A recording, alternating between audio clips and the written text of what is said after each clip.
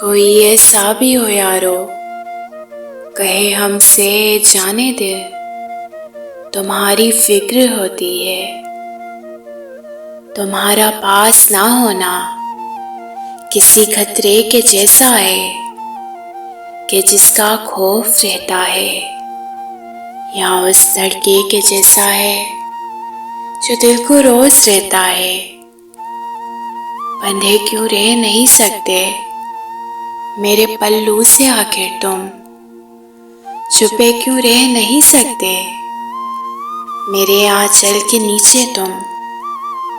یہ کہہ کر رو پڑے ایسے کوئی معصوم ہو جیسے، میں اس کی فکر کو لے کر یہ دنیا جیت کر ساری اسی کے ہاتھ میں دے دوں، مگر یہ فکر میں اس کی کبھی بھی کم نہ ہونے دوں۔